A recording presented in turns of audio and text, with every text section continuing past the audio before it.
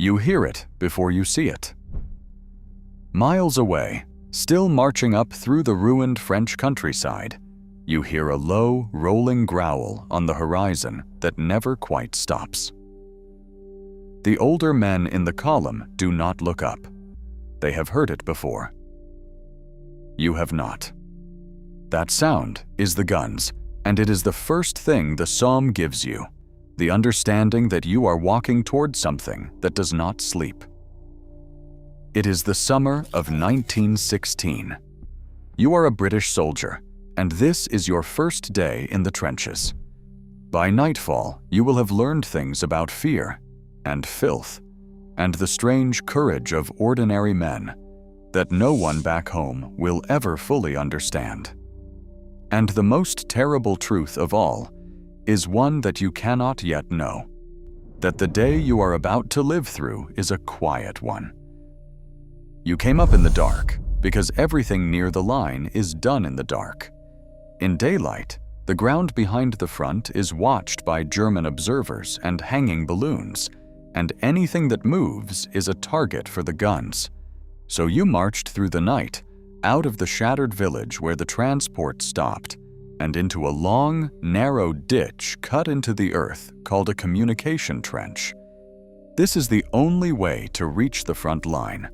A winding, zigzagging corridor of mud that runs for what feels like miles, just deep enough that a walking man is hidden. You cannot see over the top. You cannot see where you are going. You can only follow the pack of the man in front of you, shuffling, stumbling on the wet wooden boards underfoot, while the growl of the guns grows steadily louder and closer until it is no longer a sound on the horizon, but a thing you feel in your chest and in your teeth. The first thing that truly hits you is the smell, and it hits you long before you reach the front line. It is a smell you will never be able to describe to anyone who was not there, and never be able to forget if you were. It is the reek of a place where thousands of men live in a ditch with nowhere to wash and nowhere to bury anything properly. It is stale sweat and unwashed bodies. It is the sharp stink of the chloride of lime spread everywhere to fight disease. It is cordite from the guns, and wood smoke, and the latrines, and under all of it, sweet and rotten and impossible to ignore, the smell of the dead. Because in this landscape, the dead are not always buried.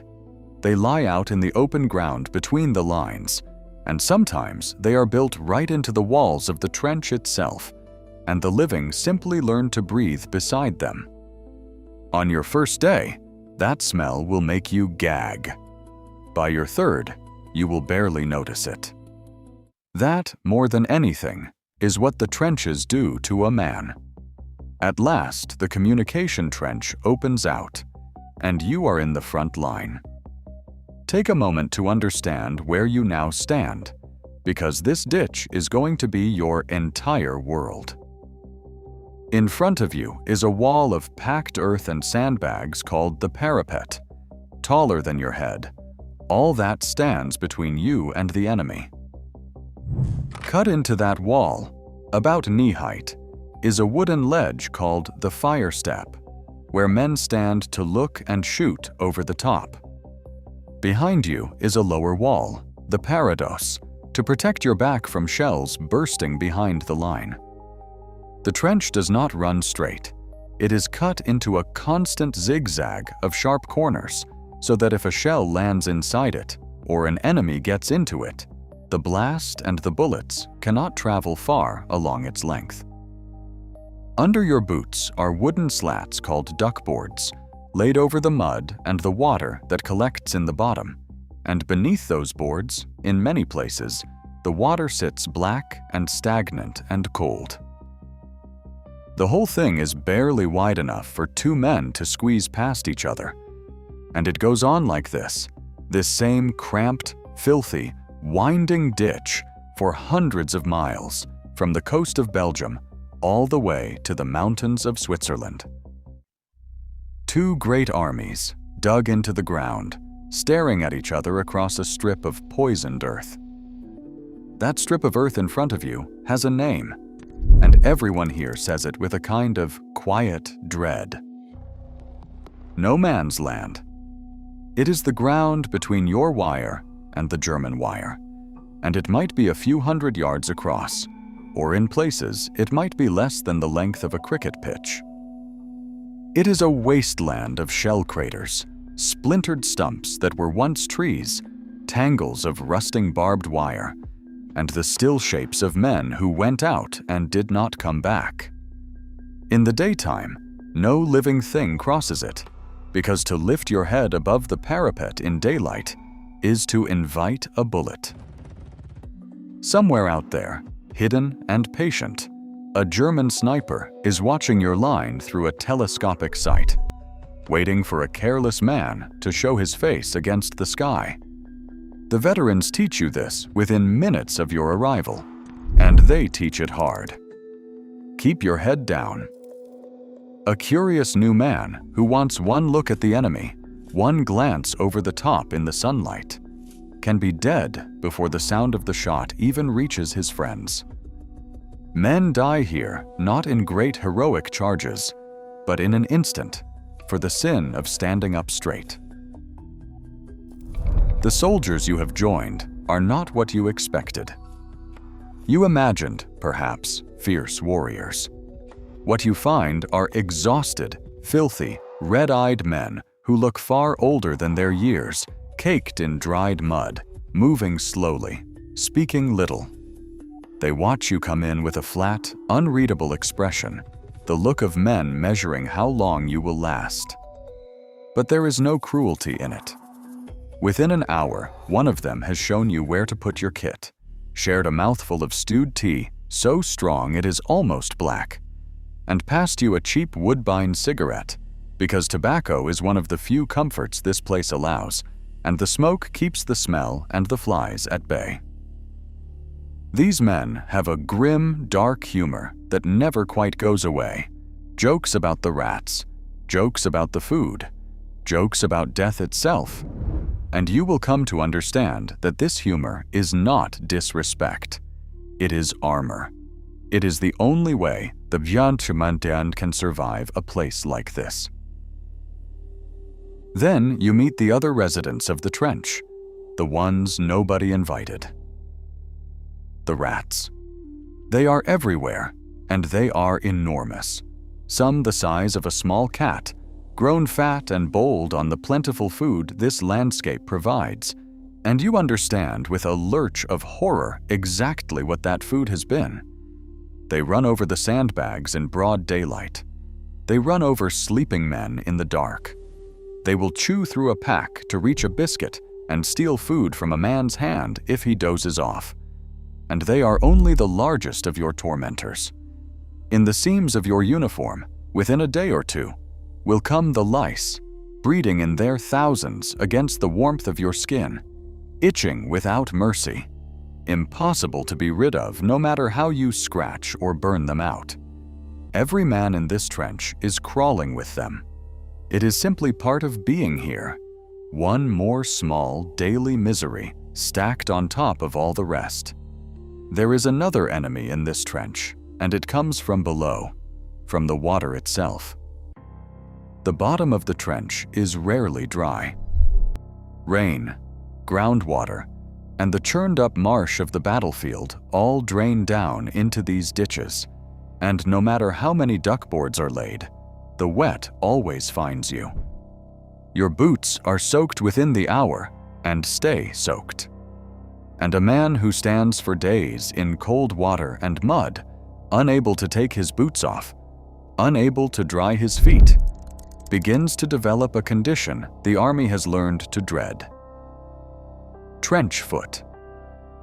The flesh of the feet, cold and wet for too long, begins to swell, to go numb, to turn a dead gray-white, and then a rotten purple, and in the worst cases, it turns to gangrene, and men lose their toes, their feet, their legs. The officers order you to rub whale oil into your feet, to change your socks whenever you can, to look after the feet of the man beside you when you cannot feel your own, because in this war, a soldier can be crippled for life without an enemy ever firing a single shot at him. The wet, the cold, and the mud are killing you as surely as the Germans are, only slower. Hunger and thirst wear at you in their own quiet way. The food that reaches the front line has been carried for miles on the backs of ration parties, up through the communication trenches in the dark, and by the time it arrives, it is cold, and it is meager. There is bully beef, tinned corned beef eaten straight from the can. There are hard biscuits so tough that men joke you could stop a bullet with one. That must be soaked in tea or water before your teeth can manage them. There is a ration of jam, and if you are lucky, bread, though often the bread has run out and the biscuit is all there is. And there is the water, carried up in old petrol cans that were never properly cleaned, so that every mouthful you drink tastes faintly of fuel, a taste that men in this war will remember for the rest of their lives. You eat crouched in the mud, with the flies settling on everything the moment it is uncovered, the same flies that have been feeding out in no man's land, and you learn not to think too hard about where they have been. You eat because you must, and you are always, quietly, a little bit hungry. Time in the trench moves by a strict and unchanging rhythm, and you learn it fast.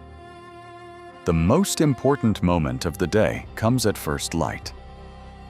Dawn is when armies have always attacked, when the half-light lets men cross the open ground before they can be clearly seen.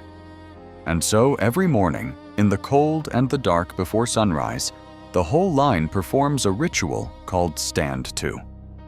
Every man climbs onto the fire step, rifle loaded, bayonet fixed, and stares out into the graying murk of no man's land, waiting to see if this is the morning the enemy comes. You stand there in the freezing damp, heart pounding, eyes straining at every shadow, until the sun is fully up and the danger has passed. Then the order comes to stand down, and the day's endless labor begins. There is no rest in a trench. There are sandbags to be filled and hauled, collapsed walls to be repaired, duckboards to be relaid, latrines to be dug, water and rations and ammunition to be carried up through those long communication trenches on your back. And all of it done, stooped low, out of sight, in the wet and the mud. But it is the shelling that teaches you the deepest kind of fear. It comes without warning and without reason.